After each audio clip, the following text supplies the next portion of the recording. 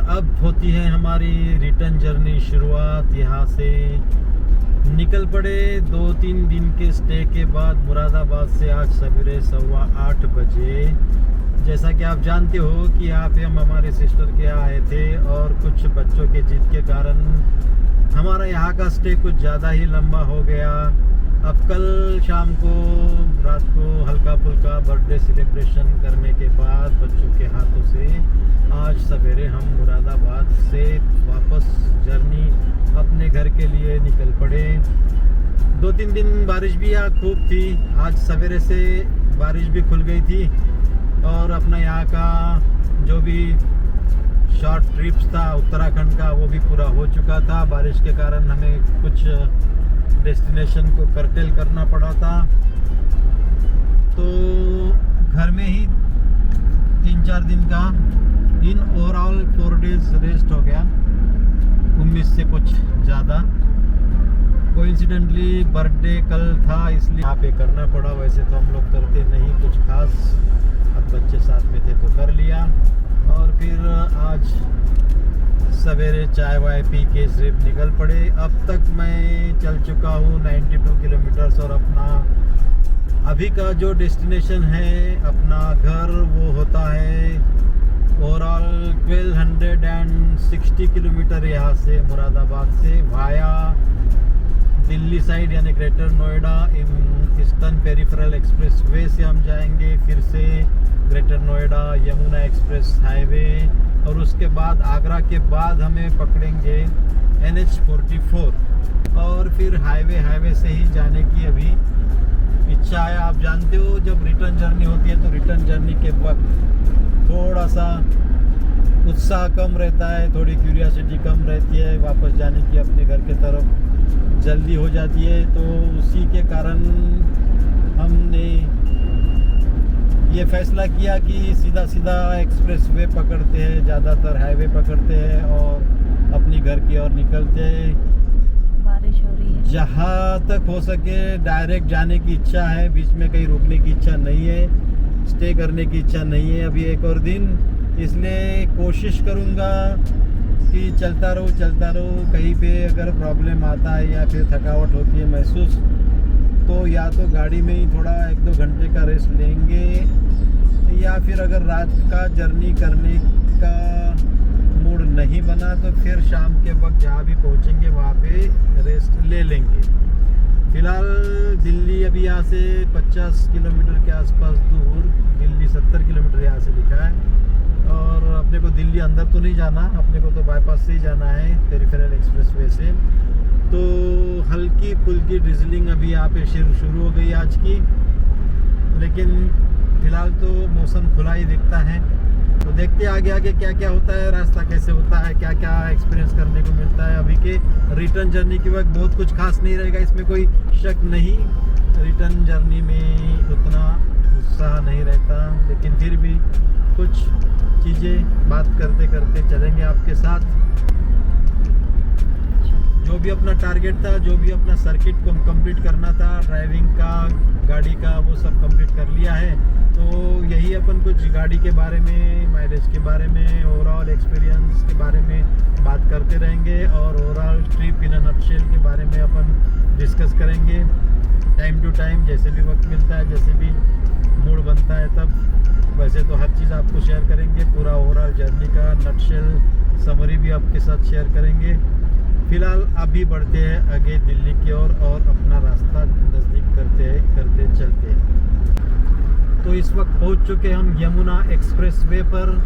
सवेरे 8:15 बजे निकले थे, इस वक्त टाइम हो चला है 11:45, यानी अपने को हो गया अभी 3.5 घंटा घर से निकल के। 3.5 घंटे में इस वक्त अपन ने डिस्टेंस कवर कर लिया है 196 kilometre at about 60 kilometre per hour का अपना डिस्टेंस कवर एवरेज हो चुका है। अभी अपने को चलना है यहाँ करीब 162 किलोमीटर यमुना एक्सप्रेस वे पे स्ट्रेट वे चलना है। क्रूज कंट्रोल डाल दिया है 90 का, सीधा रास्ता है, कोई दिक्कत नहीं है, क्रूज पे आराम से चल सकते अपन। तो 161 किलोमीटर अभी यहाँ से और अपने क्रूज कंट्रोल से ही चलेंगे 90 के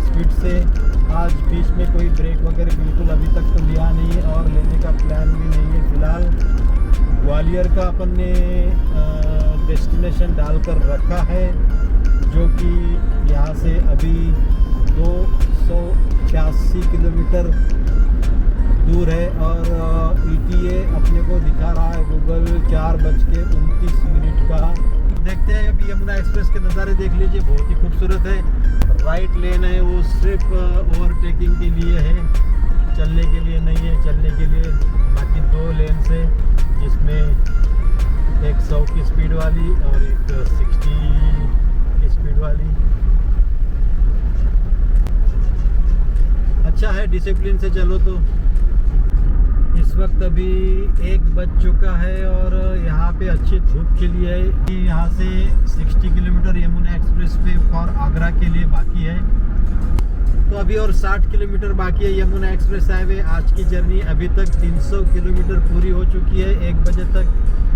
तो 5 घंटे में 300 किलोमीटर यानी 60 किलोमीटर पर आवर हो चुकी है एवरेज। बीच में आज कहीं पे रुके नहीं है, बस एक बार डॉल्फिन में डीजल भरने के लिए रुके और वॉशरूम के लिए 1-1, 2-2 मिनट का स्टॉप लिया। अभी तक हमने जो भी है हल्का फुल्का चिप्स वगैरह जो खाना है वो खा लिए, लेकिन बाकी लंच वंच के लिए ब्रेक लिया नहीं, सिर्फ सवेरे चाय पी थी। हल्का पेट अच्छा लगता है ड्राइविंग के वक्त। तो फिलहाल कुछ इस यमुना एक्सप्रेस हाईवे जैसे रास्तों पे चलने का मज़ा ऐसा होता है कि आप क्रूज डाल दो 90, 95 जो भी डालना है, पाँव आप मोकले फ्री रख सकते हो, हाथ भी आपके उतने बिजी रहते नहीं। Free you can have a relax moments while travelling while on the wheels, but you should be always alert. तो फिलहाल यमुना एक्सप्रेस वे आज की जर्नी अभी तक मुरादाबाद से दिल्ली साइड जो भी तो एक्सप्रेस हाईवे था, फिर ईस्टर्न फेरिपेरल एक्सप्रेस हाईवे जो भी था वो, और उसके बाद यमुना एक्सप्रेस हाईवे। तो अभी तक कोई रिलैक्स मोमेंट्स थी ड्राइविंग की। आगे अभी आगरा जाने के बाद फिर थोड़ा सा आ जाएगा जो मोटरसाइकिल की ट्रैफिक, जो जनरल ट्रैफिक्स वगैरह रहती है।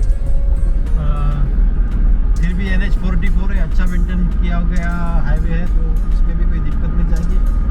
देखते हैं कहाँ तक चल सकते हैं, क्योंकि अपना डेस्टिनेशन पूरा 1260 किलोमीटर का है, जो कि बहुत ज़्यादा है।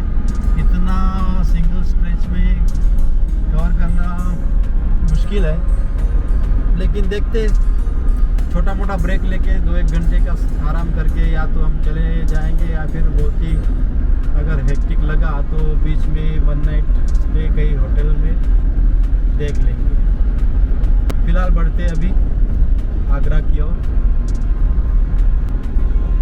तो अभी आने वाला ये फिर से आगरा का toll plaza Yamuna express highway का। इस वक्त अभी 9 किलोमीटर बाकी है हमें एग्ज़िट करने के लिए यमुना एक्सप्रेस हाईवे। अब सीधा जो जाएगा वो लखनऊ तक जाता है, पहले वो आगरा तक ही था, अभी लखनऊ तक जाता है एक्सप्रेस हाईवे।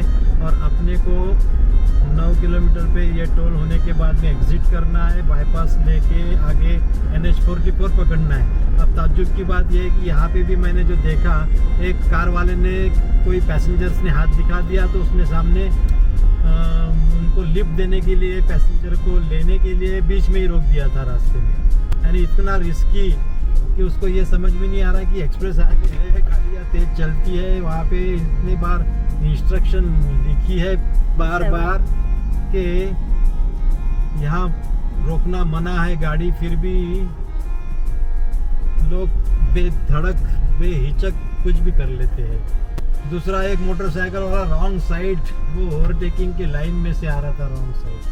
अभी हमारे पास डैश कैमरा भी अब चालू नहीं है, इसलिए ये सब मोमेंट्स कैप्चर नहीं कर पाए, लेकिन ये कैप्चर करने वाले लायक मोमेंट थे। चलो कोई बात नहीं, डिस्कशन में आप समझ जाइए कि क्या क्या होता है और इमेजिन कीजिए क्या हो सकता था। तो अभी फास्ट वाली जर्नी अभी ख़त्म होती आ रही है। अभी संभल के बिल्कुल बचते बचाते चलने वाला रास्ता आ जाएगा। फिलहाल पास हो रहे अभी यमुना रिवर से, यमुना नदी से यहाँ कुछ खास नज़ारे नहीं नज़र आते। यमुना के एक सिंपल सी नदी नज़र आती है। तो ये भी आगरा के बाईपास से हम निकल रहे हैं। जो मेन रोड है वो शायद पूरा हुआ नहीं है, रास्ते का काम अधूरा है, बंद है करके पता चला। इसलिए ये ऐसा इंटीरियर से फिलहाल निकल रहा है बाईपास आगरा का।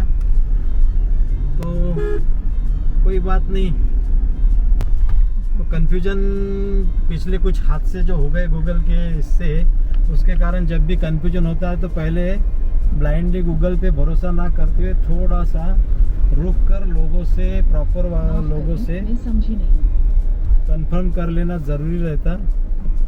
तो वो कंफर्म करके अभी चल रहे हैं, तो कोई दिक्कत नहीं, ठीक है। अब ये गूगल बोल रही, माफ़ कीजिए मुझे समझा नहीं। क्या मेरी आवाज़ सुन रहे गूगल?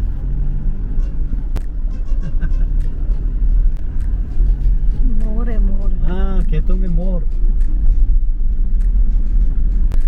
तो यहाँ अगर उधर का काम बंद है तो इधर का थोड़ा सा रास्ता ठीक ठाक करने में कोई प्रशासन की बहुत कुछ चले जाता है, ऐसा नहीं मुझे लगता है कि अगर साल भर अगर नहीं, यानी पिछले साल भी मेरे ख्याल से हमारे कुछ मेहमान लोग आए थे तो ऐसे रास्ते से आए थे। यानी पिछले साल से वो रास्ता पूरा हुआ नहीं है और ये भी ऐसे ही कच्चा रास्ता है। तो एक साल तो हो ही गया और एक साल शायद बनेगा नहीं वो रास्ता, तो तब तक सभी लोगों को दिक्कतें झेलनी पड़ेगी। मुझे लगता है प्रशासन ने अगर इसको थोड़ा सा ठीक ठाक भी किया रहता, क्योंकि बाईपास है, अगर ये मतलब ट्रैफिक भी काफ़ी होगी इस रास्ते पे, तो थोड़ा सा उसका रिपेयरी करना मुझे लगता है एक्सपेक्टेड है।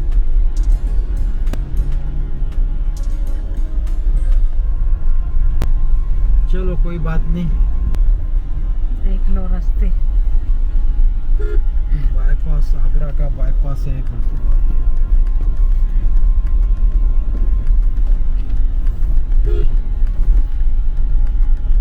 तो कोई दिक्कत नहीं, थोड़ा ऑफ रोडिंग कर ले तो कोई दिक्कत नहीं, लेकिन ट्रैफिक में अगर फंसते हैं तो बड़ी मुश्किल आन पड़ती और शायद अपने का अपना टाइम भी बहुत चले जाता। फिलहाल चलो कोई बात नहीं, यहाँ से अभी Take the next right. Right.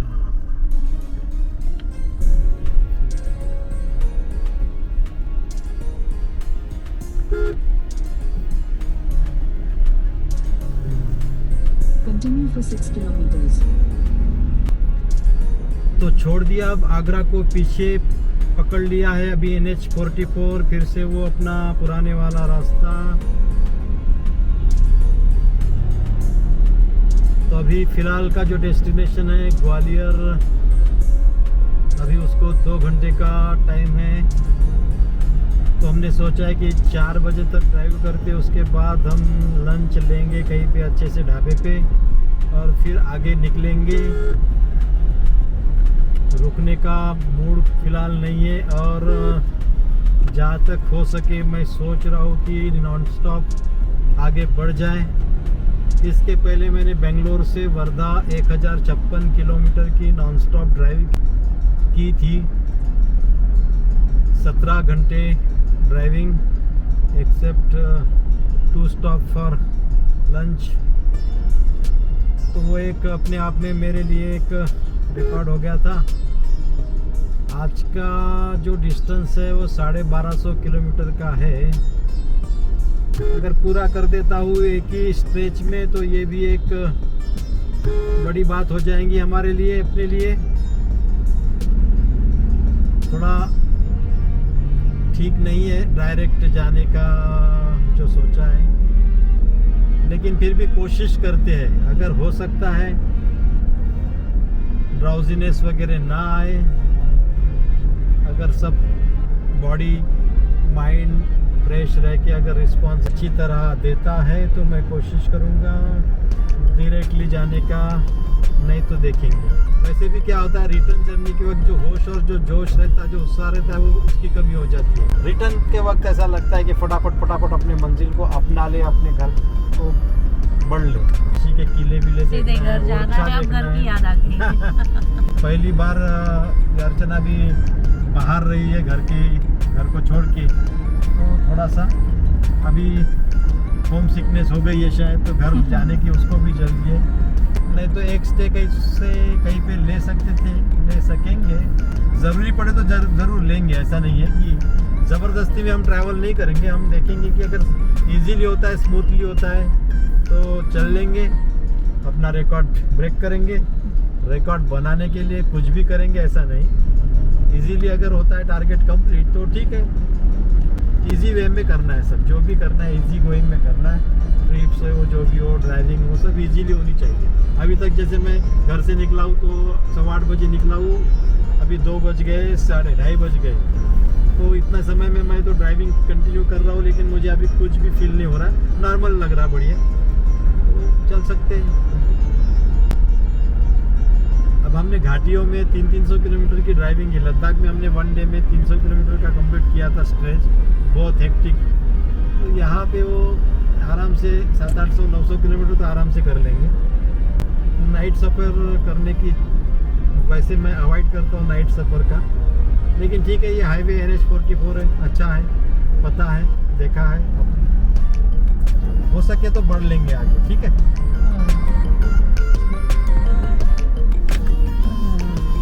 ये चंबल के नज़ारे शुरू हो गए। फिर हम जा रहे हैं चंबल की घाटियों में से, बिहड़बनों में से। इसको बिहड़बन हम अभी तो नहीं कह सकते, अभी हाईवे से जा रहे हैं, लेकिन जो आजू बाजू में है ये बिहड़बन का हिस्सा है।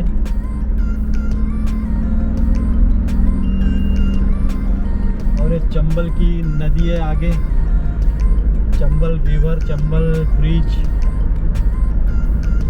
तो फिर से कुछ अलग के, कुछ हटके फीलिंग्स।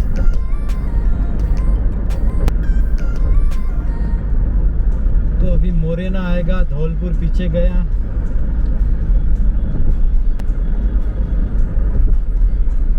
धौलपुर, मोरेना, भिंड, ग्वालियर, ऐसे कुछ सफ़र हो रहा है अभी। कभी घोड़ों की आवाज़ें यहाँ गूंजती होगी, बंदूकों की आवाज़, डकैतों की भिंडतें, डकैतों के किस्से। मोरेना, भिंड बोले तो, धौलपुर बोले तो। अब सब बदल चुका। MP-04 भोपाल चलना है क्या? नहीं, भोपाल भी नहीं जाना, कहीं रुकना नहीं, कहीं देखना नहीं, अब कुछ एक्सप्लोर करना नहीं। अब सीधे घर जाके अपने घर को एक्सप्लोर करना है, क्योंकि हम इस 21 दिन में हमने घर से कोई कांटेक्ट भी नहीं रखा। एक्चुअली कुछ बातें होती भूल जानी पड़ती है। अगर बाहर निकले तो क्या टेंशन लेना, क्या स्ट्रेस लेना। आप ट्रिप पे हो, ट्रिप का एंजॉय करो। होटल है, रिसोर्ट है, मोरेना में ऐसे होटल बन गए अभी फिलहाल, देखिए आप सब मेन स्ट्रीम में आ चुके हैं, ऐसा लगता है।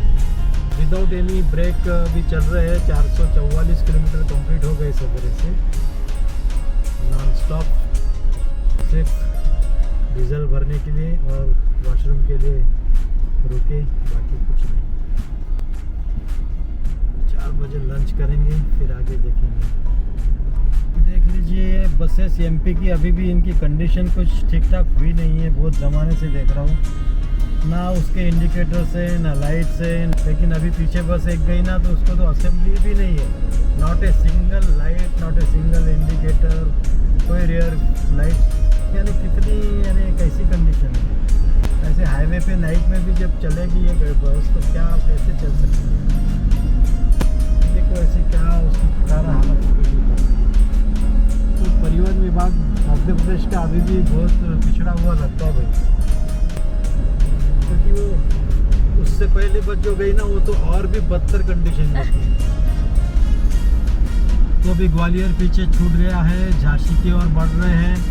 ग्वालियर में हमने लंच कर लिया है आज का, एक टाइम बोले तो अभी शाम को कुछ खाना नहीं है, अभी पेट भर खा लिया है, जो भी हल्का फुल्का, रोटी, दाल, सब्जी। 1 घंटा लंच में चला गया पूरा, तो इसीलिए रुकना नहीं चाहते थे, लेकिन पेट भरना भी ज़रूरी है, तो सवेरे से कुछ खाया नहीं था। अभी एक टाइम हो गया, तो ये अभी अपने को कल तक की फुर्सत हो गई है। तो ये कुछ नज़ारे NH-44 के जब हम आ रहे थे तो बारिश कंटिन्यू चालू थी, तो हम लोग ज़्यादा कैच नहीं कर पाए थे नज़ारों को, और शायद खूबसूरती यहाँ की आप उतनी खूबसूरती से देख नहीं पाए थे। अभी शाम के 5 बज चुके हैं और सूरज ढलने को है, तो थोड़ा सा शाम का समय कुछ देर में अंधेरा हो सकता है। काफ़ी टाइम है अभी, तब तक तो हम आपको दिखाई पाएंगे जो भी देख सकते हैं, लेकिन फ़िलहाल ज़्यादा कुछ नहीं है। बस देखते आगे, थोड़ा थोड़ा ग्लिम्स आपको दिखाते रहेंगे, हम शेयर करते रहेंगे क्या हो रहा है, कैसे चल रहा है सफ़र को। तो अभी यहाँ पे हम इस प्लेन पे आ रहे हैं, और प्लेन में हम ज़्यादा माइलेज और ज़्यादा डिस्टेंस कवर कर सकते हैं, घाटियों में वो नहीं हो सकता। दूसरी बात ये थी कि आपको अभी तक की वीडियो में शायद विंड नॉइज़ बहुत आती होगी सारे वीडियोस में, क्योंकि हम लद्दाख में जो भी रिकॉर्डिंग हो रही थी तो विंडो के शीशे थोड़े ओपन रखे थे हमने, और उसके कारण विंड नॉइज़ बहुत ज़्यादा हो रही थी। और मैंने वैसे भी अपना कॉलर माइक लगाया हुआ नहीं था, जो भी था रॉ रिकॉर्डिंग करनी थी तो वैसे ही चलने दिया। इसलिए कुछ वीडियो में लद्दाख के आपको विंड नॉइज़ ज़्यादा आ रही होगी, तो होप वो आप एडजस्ट कर लोगे। अभी शीशे बंद है, यहाँ पे अपने को हल्का सा एसी लगा के ट्रैवल करना है, तो नॉइज़ कम आता है और रिकॉर्डिंग ठीक ठाक हो जाती है। तो देखते रहिए अभी NH44।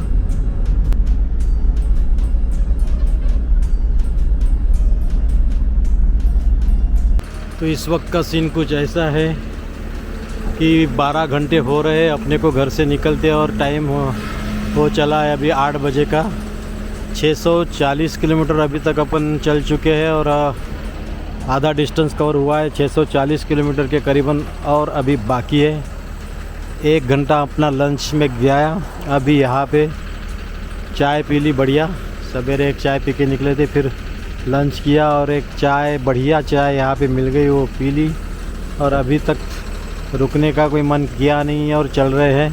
तो देखते अभी कहाँ तक चल सकते हैं। तो यहाँ से फ्रेश होके अभी आगे की और निकलते हैं। ट्रकों की ट्रैफिक बहुत ज़्यादा है ये रास्ते पर, और स्ट्रे कैटल्स का मेनांस है, तो इसलिए थोड़ा सा मन कर रहा था कि रुक जाओ, लेकिन क्योंकि रात में नींद भी ठीक तरह हुई नहीं थी, थोड़ा सा ड्राउजीनेस लग रहा था बीच में। अभी फिर फ्रेश लग रहा है, और रात की वैसे ड्राइविंग ठीक ठाक हो जाती है। तो देखते हैं अभी कहाँ तक जा सकते हैं। तो नज़र हटी दुर्घटना घटी, ऐसे जगह जगह पे स्ट्रे कैटल्स रास्ते पे बैठे हुए, कभी बीच में आते हुए, कभी पूरे का पूरा रास्ता घेर के बैठे हुए रात के वक्त भी। तो यही सिर्फ एक बड़ी दिक्कत है इस रास्ते में। MP और कुछ UP के पार्ट्स में ज़्यादातर कैटल मेनांस बहुत ज़्यादा है, तो रात का सफ़र करना थोड़ा सा अलर्ट रखे। देखो सामने भी कैसे बैठे थे खुद। तो ये ऐसे बीच बीच में कई जगह पे ऐसे कैटल्स आपको हार्डल्स क्रिएट कर लेती है। अब ये थोड़ी भी अगर आपकी केयरलेस हुई तो मुश्किल है। वैसे रात का सफ़र करने में अगर रास्ता अच्छा है, हाईवे है, बटर स्मूथ रोड है, तो रात का सफ़र उल्टा अच्छा लगता है। क्यों? तो अगर आप रात का सफ़र करना चाहते हो, छोटी मोटी ट्रैफिक अवॉइड कर बढ़िया क्रूज़ कंट्रोल में डालकर गाड़ी, तो ठीक है। बस ये कैटल्स को बहुत केयरफुली देखना पड़ता है। उल्टा कभी कभी ऐसा लगता है कि ये कैटल्स हमको अलर्ट भी रखती है। देखो सामने फिर से बैठे हुए। तो ये जो कैटल्स है ये अपने ड्राइवर को अलर्ट भी रखती है। उसके अगर कोई नींद वाला कुछ ऐसा लगता होगा, झपकी वाला काम उसका, तो वो उससे बाहर आ जाता है कैटल्स को देख के। लेकिन इसका मतलब ये नहीं कि ऐसे बैठना चाहिए, या फिर इनका कुछ इलाज होना चाहिए। भाई ये हाईवे है, कई बम्पर टू बम्पर ट्रैफिक चलती है इस पर, डे नाइट। दिन में तो ठीक है, खैर अपने को दूर से ही पता चल जाता है कैटल्स वगैरह बैठे हैं तो, लेकिन रात के समय थोड़ा मुश्किल चले जाता है, तो हादसे होने की संभावना बहुत ज़्यादा है। तो खैर इस वक्त देखो 9:30 बज रहे रात के, और कैटल्स फार्म में जगह जगह पे बैठे हुए हैं, कहीं चल रहे हैं, इधर से उधर आ रहे हैं। तो इस वक्त भी सोचने की बात है ये क्या, कैसे, क्यों है। डिस्टेंस कवर कर लिया है अपन ने करीब 740 किलोमीटर। सवेरे 8:15 बजे निकले थे, तब से 1 घंटे का समय में अपने 740 किलोमीटर डिस्टेंस कवर कर लिया है। और अभी अपना डेस्टिनेशन 550 किलोमीटर की दूरी पर बाकी बताता है। सवेरे 7 बजे का ETA बता रहा है।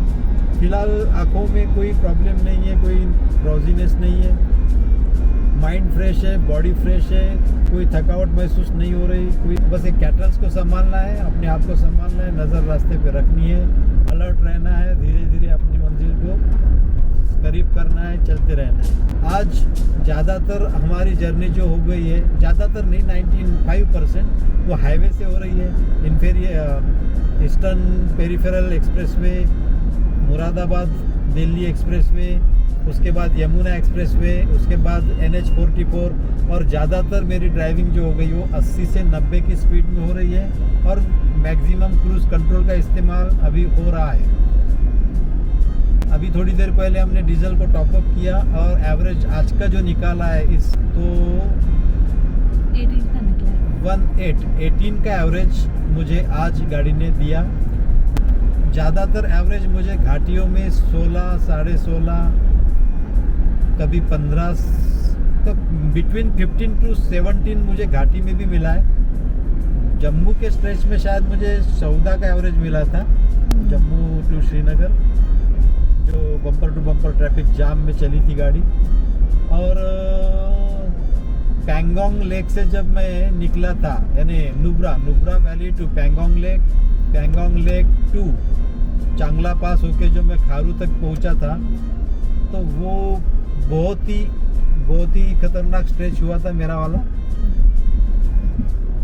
चांगला पास हाइट पे एक तो नुब्रा वैली से पैंगोंग लेक तक का भी रास्ता आप देख सकते हो उस वीडियो में। दूसरा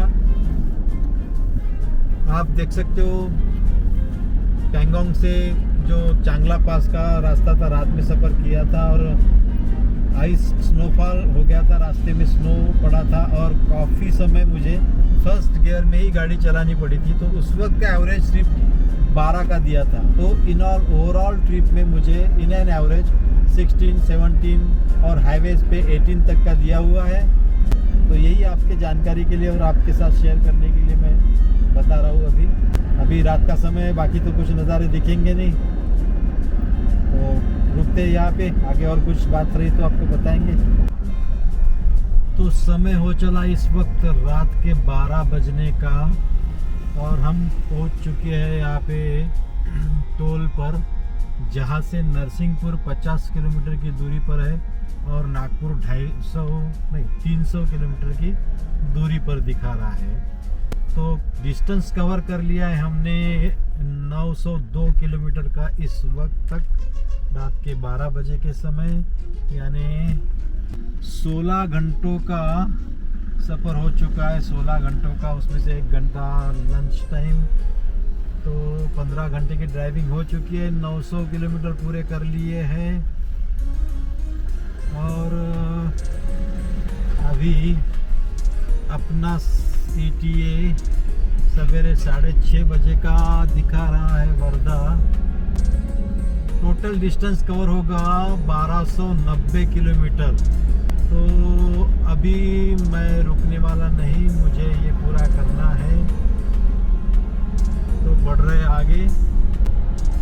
तो रात का सफ़र कुछ ऐसा सुहाना होता है। शरद पूर्णिमा परसों की थी, तो चांद पूरा नज़र आता है आसमां में और हल्का सा चांद की रोशनी पूरे माहौल को कुछ खुशनुमा बना रही है।